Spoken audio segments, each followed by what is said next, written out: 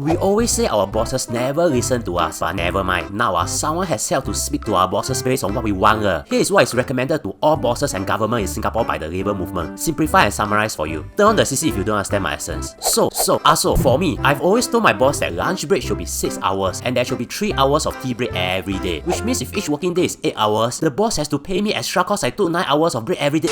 Yeah, that is my recommendation on how to improve working in Singapore but that is very subjective. Instead, NTUC, which represents workers in Singapore, spoke to over 42,000 workers in Singapore in what is known as the Every Worker Matters conversations. This is to get a better idea of what we, the workers, want Cause if you just ask one person he might really just want a 9-hour lunch break in an 8-hour work day. With this the labour movement has come out with recommendations based on what the workers say kind of like our voices to our bosses. So it's split into a few segments. Youth like me, just because I got belly that means I'm not youth man.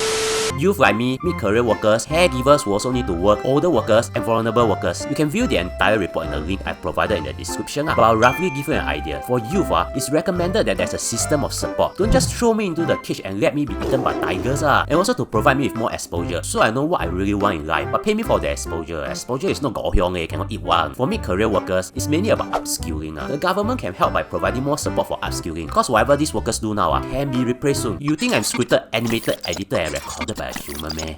For caregivers who also need to work, it's about flexible working arrangement and more support. You can watch my previous video about FWA cause unless you're a caregiver, you won't understand why FWA is so important. It can be even more important than higher pay. For the older workers, it's for fair employment and of course enough retirement funds. And lastly, for vulnerable workers, companies and government should recognize and do more for essential workers and self-employed workers. These are just the very basis of the recommendations so if you want to know more, go read the entire report or subscribe to us and I'll tell you more about what should be done for caregivers who have to work too.